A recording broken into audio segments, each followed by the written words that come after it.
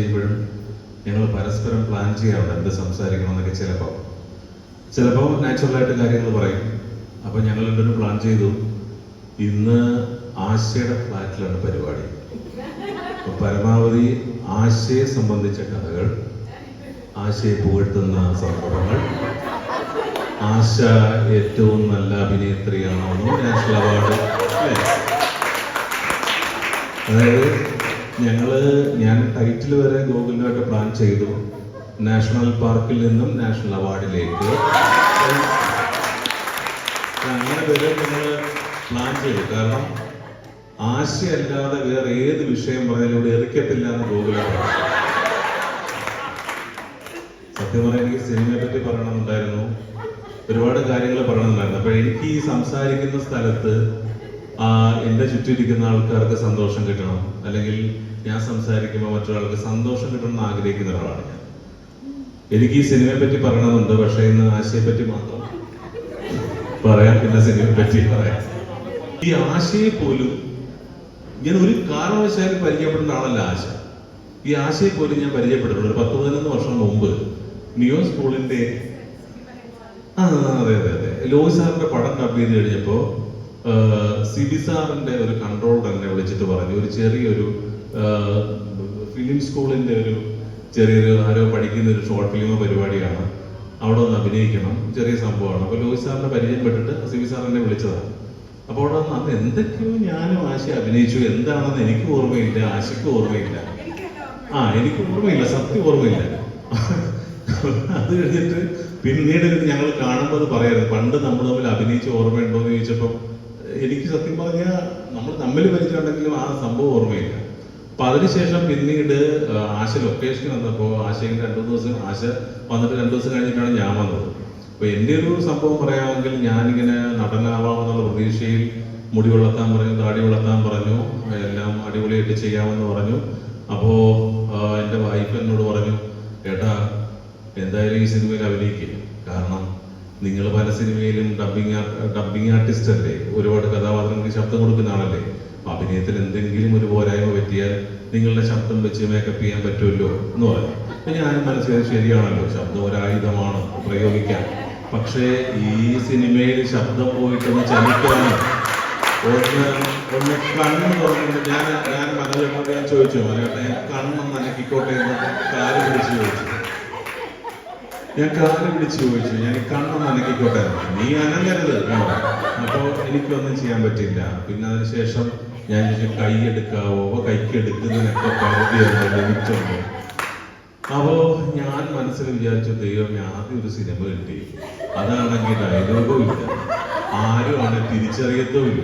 അപ്പൊ ഇന്നലെ ശരിക്കും പറഞ്ഞ മൂന്നാലല്ല ഒരു കുറെ ഓൺലൈൻ ഇന്റർവ്യൂസ് പോയപ്പോഴാണ് പലർക്കും മനസ്സിലായത് ഞാനാണ് ആ വേഷം ചെയ്യുന്നത്, അല്ലെങ്കിൽ എന്നെ ആരും തിരിച്ചറിയത്ത പോലും ഇല്ല. എന്നിട്ട് ഞാൻ മനോഹരനോട് പറഞ്ഞു, മനോഹര എന്റെ മുഖം അല്ലാണ്ട് കാണിക്കാൻ എന്തെങ്കിലും മാർഗം? എന്നിട്ട് 2 ഫ്ലാഷ് കട്ട് പരിപാടിയുണ്ട്, അതിനകത്ത് നീയാണെന്നോ?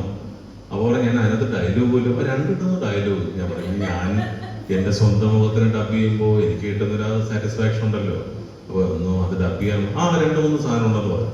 അങ്ങനെയാണ് ആ പറയുന്ന ഒരു 3-4 ഡയലോഗ് ആ പടത്തില് ഫ്ലാഷ് കട്ടിൽ വന്നത്. ഞങ്ങൾ പടം കണ്ടവരല്ലേ, പിന്നെ അറിയാലോ. അപ്പൊ അങ്ങനെ വന്നത്, അപ്പൊ അതൊരു വലിയ എക്സ്പീരിയൻസ് ആയിരുന്നു.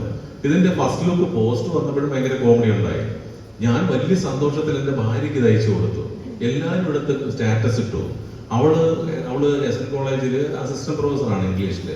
അപ്പൊ അവളെടുത്ത് ഞാൻ പറഞ്ഞു, എടി അപ്പൊ ഒരുപാട് കുട്ടികൾ കാണുന്നതല്ലേ, കോളേജിലെ ടീച്ചറല്ലേ, അപ്പൊ ഞാൻ വെച്ചാൽ എല്ലാവരും കാണുന്നതിന് വൈഡ് പബ്ലിസിറ്റി ആണ്, നീ ഒരു കാര്യം സ്റ്റാറ്റസ് ഇട്, ഇവൾ NSSന്റെ അവിടുത്തെ ഓഫീസറാണ്.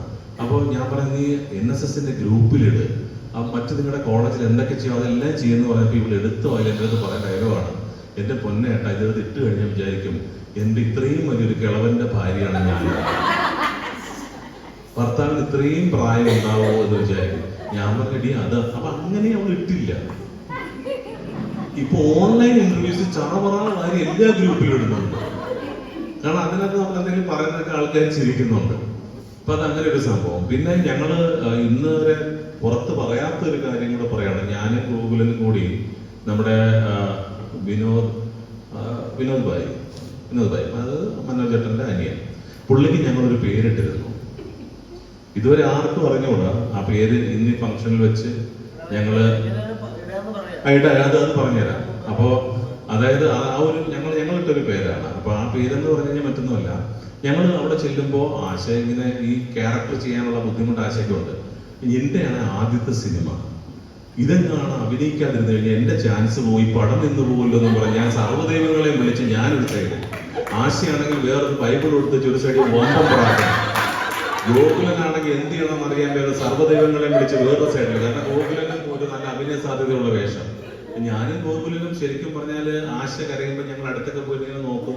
ആശയുടെ വിചാരം ആശയോടുള്ള സ്നേഹം കൊണ്ടെന്നാണ്. ഞങ്ങൾ നോക്കുന്നത് ഞങ്ങൾ കരച്ചു നിർത്തി എങ്ങനെയെങ്കിലും അഭിനയിക്കാൻ വന്നാൽ ഞങ്ങളെ രക്ഷപ്പെടുമല്ലോ ഞങ്ങൾ നോക്കിയത്. അപ്പൊ എന്തായാലും ശരി തന്നെ ആശ അവസാനം നമുക്ക് മനസ്സിലായി നിങ്ങളൊന്ന് പോകുന്നുണ്ടോ എന്ന് പറഞ്ഞ് ഞങ്ങളെയൊക്കെ ഷൗട്ട് ചെയ്ത് ഓടിക്കാൻ തുടങ്ങി. കാരണം പുള്ളിക്കാരുടെ കയ്യിൽ സാധനം നിൽക്കുന്നില്ല. അപ്പോ ഒരു മാന്ത്രികനെ പോലെയാണ് വിനോദ് ഭായി ഇങ്ങനെ ആശയെ വിളിച്ചോണ്ട് പോകും. അത് ഇതാണ് ചെയ്താൽ മതി ദിവസം തന്നെ ചോദിക്കും. അപ്പൊ പെട്ടെന്ന് ആശ വീണ്ടും ഞാൻ ഒറ്റ കാര്യം സത്യം ഞാൻ കള്ളം പറയത്തില്ല, സംവിധായകനെ തൊട്ട് പറയാൻ കള്ളം പറയില്ല. ടച്ച് വിട്ടെന്നല്ലേ പറഞ്ഞു, ടച്ച് വിട്ടെന്ന് പറയുന്നൊരു സംവിധായകനെ തൊട്ട് പറയാൻ കള്ളം പറയില്ല. അപ്പൊ ഞങ്ങൾ പെട്ടെന്ന് ആശയെടുത്ത് ചോദിച്ചു, ആശയായിട്ട് എങ്ങനെയാണ് പരിപാടി. അപ്പൊ ആശയ്ക്ക് ഭയങ്കര ഒരു പ്രശ്നമുണ്ട്. അതുകൊണ്ട് ഡയലോഗ് പറഞ്ഞു, അത് ചെയ്യണം ഇത് ചെയ്യണം ഇതെല്ലാം കൂടെ ഞാൻ ചെയ്യേണ്ടതിനൊക്കെ ഉള്ളൊരു വല്ലാത്ത കൺഫ്യൂഷൻ ഉണ്ട്. അപ്പൊ ഈ സമയത്ത് വീണ്ടും ഒരു ദിവസം പ്രശ്നവും ആരെങ്കിലും പ്രശ്നമൊക്കെ ആവും പോവും, അത് രണ്ടാമത്തെ ദിവസമാവും പ്രശ്നവും പോവും. അപ്പൊ ഇങ്ങനെ ഓരോ ദിവസം ആകുമ്പോഴും പുള്ളി അപ്പുറത്തോട്ട് മാറ്റുന്നത്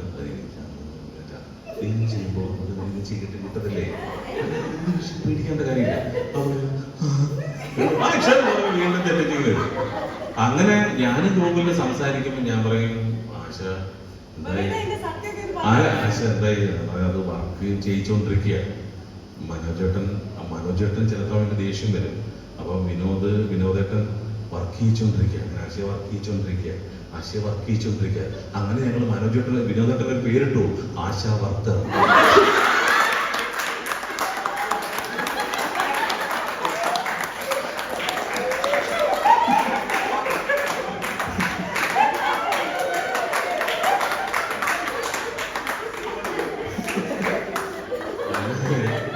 ഇനി പടത്തിന്റെ കേക്ക്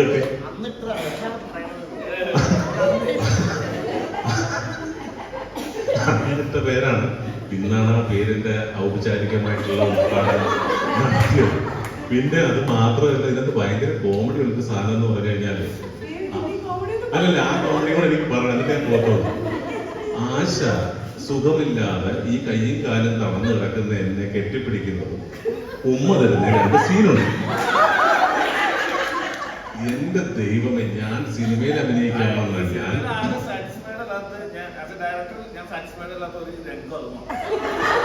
അതെ ഞാൻ മനോജേട്ടനോട് പറഞ്ഞു, മനോജേട്ടൻ സാറ്റിസ്ഫൈഡ് അല്ലെന്ന് പറഞ്ഞു. ഞാൻ പറഞ്ഞു എത്ര ടേക്ക് വേണമെടുത്തു, ഞാൻ തയ്യാറാണ്.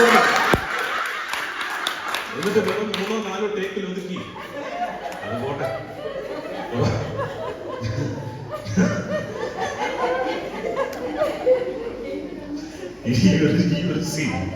ഈ ഒരു സീൻ അതുകൂടെ പറയല്ലേ മോനെ, ഓൺലൈനിലെല്ലാം പോയിക്കൊണ്ടിരിക്കുക. അല്ല ഞാൻ സത്യം പറഞ്ഞ ഭയങ്കരമായിട്ട് പേടിച്ചു. കാരണം വെച്ചാൽ നമ്മൾ അഭിനയിക്കാൻ വേണ്ടി പ്രതീക്ഷയോടെ വരുന്നു, പെട്ടെന്ന് ഇങ്ങനെയൊക്കെ ഒരു നടിക്ക് ഇഷ്യൂ ഉണ്ടാവുമെന്ന് എനിക്കറിയത്തില്ലല്ലോ. എന്റെ വിചാരം സിനിമയിൽ ആദ്യങ്ങളോട് ചെല്ലു നോക്കൂ, ഓക്കെ നോക്കൂ, രോഗം റെഡി സമയം. ഇത് ഈ സീൻ അങ്ങോട്ട് പറഞ്ഞത് കാണാം, ആളിറങ്ങി വേറെ വെടിക്ക് പോയി. ഞാൻ ചോദിച്ചു, അപ്പൊ എനിക്ക് ഞാൻ പുതുമുഖമായിട്ടായിരിക്കും, നീ എസ്റ്റാബ്ലിഷ്ഡ് നടനല്ലാത്തതുകൊണ്ടുള്ള പ്രശ്നമായിരിക്കും അതൊക്കെ എന്റെ മനസ്സിൽ വിചാരം. ഞാനിങ്ങനെ മനോട്ടണ്ടിച്ച മറുപടി അത് ഒരു സിനിമയിൽ അഭിനയിക്കാൻ വന്നിട്ട് നിന്നെ അത് ആശ്വസിപ്പിക്കുന്ന സീനാണ്. ആ കത്തി പിടിച്ചു അങ്ങനെ ഉമ്മ വന്നിട്ട് വേണമെങ്കിൽ കത്തി പിടിച്ച് മാറ്റാൻ. അത് അവർക്ക് പറഞ്ഞിട്ട് മനസ്സിലാവുന്നില്ല. ഞാൻ എന്താ പ്രശ്നം ആശുപത്രി ചോദിച്ചു, എന്താ പ്രശ്നം? ഫ്ലാറ്റിലുള്ളവരല്ല എന്നെ പറ്റി നല്ല രീതിയിൽ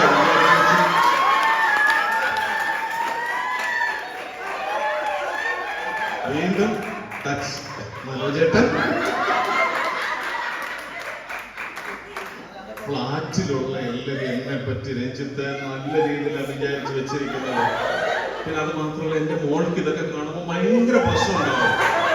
അപ്പൊ പറഞ്ഞിട്ട് നിങ്ങൾക്ക് അങ്ങനെ പ്രശ്നം നിങ്ങൾ അഭിനയിക്കാൻ മതി, എന്തിന് നിങ്ങൾ അഭിനയിക്കാൻ വരണമായിരുന്നു. ശരി. എന്നിട്ട് എനിക്കാണെങ്കിൽ ഞാനാണെങ്കിൽ അഭിനയിക്കാൻ വന്ന ആളല്ലേ, എങ്ങനെയെങ്കിലും ഈ സിനിമ തിയേറ്ററിലെത്തണം, ഇത് വിജയകരമായി പൂർത്തിയാവുന്ന ആഗ്രഹമായിട്ട്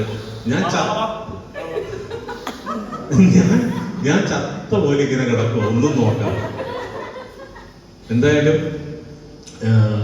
സംഭവം എന്തായാലും സംഭവം അത് വൃത്തിയായിട്ട് ചെയ്തു. അപ്പൊ അത് കഴിഞ്ഞപ്പം ഞാൻ മനസ്സിൽ വിചാരിച്ചു എനിക്കറിയത്തില്ല, ഭയങ്കര പ്രശ്നമാവും, എനിക്ക് എൻ്റെ ആൾക്കാരൊക്കെ, ഞാനാണെങ്കിൽ ഭയങ്കര പ്രാർത്ഥനയൊക്കെ ഉള്ള ആളാണ്. ഞാൻ പറഞ്ഞു പ്രാർത്ഥനയുള്ള ആൾക്കാർ സിനിമയിൽ അഭിനയിക്കും, ഇതൊക്കെ ചെയ്യേണ്ടി വരത്തില്ല ആശ എന്തിനാ അങ്ങനെ വിഷമിക്കുന്നതൊക്കെ ചോദിച്ചപ്പോഴും ആശ ഒട്ടും സാറ്റിസ്ഫൈഡ് അല്ലായിരുന്നു, മനോഹരനെ സാറ്റിസ്ഫൈഡ് അല്ലായിരുന്നു. ഞാൻ പിന്നെ ചത്ത് കിടക്കുന്നതുകൊണ്ട് എനിക്ക് ഒന്നും അറിയാൻ വയ്യാത്തതുകൊണ്ട്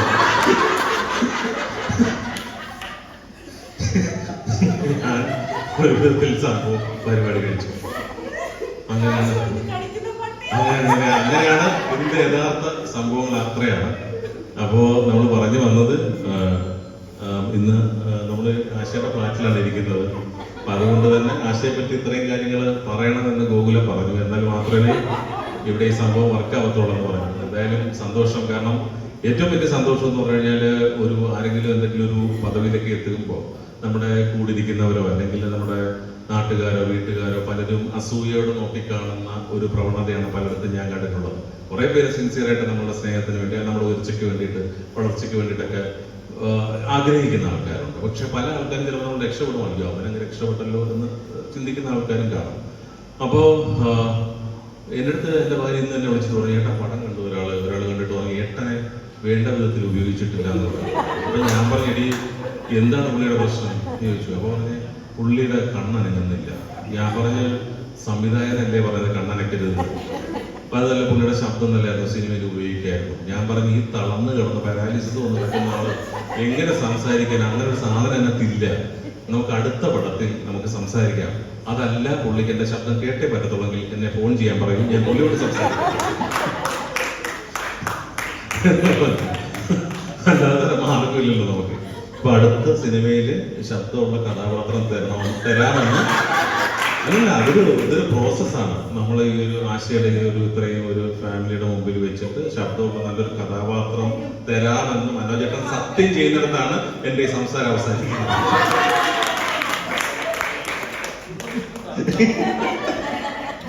സത്യം പറഞ്ഞാൽ എനിക്ക് ഇത്രയും ഒരു എന്താ പറയുക, എൻ്റെ ഒരു കൂടപ്പുറപ്പിനെ പോലെ എന്നെ, അല്ലെങ്കിൽ വെള്ളിയിറങ്ങും ചീത്ത വിളിക്കും, കൂടപ്പുറപ്പിനെ പോലെ സത്യം പറഞ്ഞാൽ ശരിക്കും ലോഹിത് സാറുമായിട്ടുള്ള പരിചയം അത് മനോജേട്ടനിലേക്ക് എത്തുന്നു, മനോജേട്ടനിലേക്കുള്ള പരിചയം ഈ സിനിമയിലേക്ക് എത്തുന്നു. ലോഹിത് സാറാണ് ആദ്യം ജോക്കർ എന്ന സിനിമയിൽ നിഷാന്ത് സാറിന് ശബ്ദം കൊടുത്ത് എനിക്ക് സിനിമയിൽ അവസരം തന്നത്. അതിനുശേഷം സാറിന്റെ തന്നെ അസോസിയേറ്റ് ആയിട്ടുള്ള മനോജേട്ടൻ ഡയറക്ട് ചെയ്യുന്നു, സാറിന്റെ മുൻ ക്യാമറ ചെയ്യുന്നു, ആ സിനിമയിലൂടെ നമ്മുടെ മുഖം തിയേറ്ററിൽ വരുന്നു.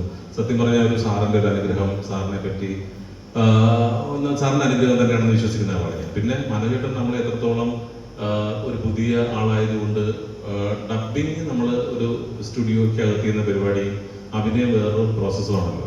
പക്ഷെ മനോജേട്ടൻ ഭയങ്കര സ്നേഹിച്ച് ലാളിച്ച് നമ്മളെ കഥാപാത്രമാക്കി അങ്ങനെ ഇങ്ങനെയൊക്കെ ആക്കിയൊന്നു രക്ഷപ്പെടുത്തിയൊന്ന് സേഫ് ലാൻഡ് ചെയ്തു എന്നാണ് എനിക്ക് തോന്നുന്നത്. നിങ്ങൾക്ക് എന്താ തോന്നി? അങ്ങനെയാണോ തോന്നിയത്? അപ്പൊ തീർച്ചയായിട്ടും എന്താ പറയുന്നത്, ഈ സിനിമ നമ്മൾ എടുക്കുന്ന സമയത്ത് നമുക്കുണ്ടായിരുന്ന എല്ലാ ഒരു എന്താ പറയുക കൺഫ്യൂഷൻസും അവസാനിച്ചു നിന്നവയാണ്. ആൾക്കാർക്ക് സിനിമ ഇഷ്ടപ്പെട്ടു, എല്ലാവരും സിനിമയെ പറ്റി നല്ലത് പറയുന്നു.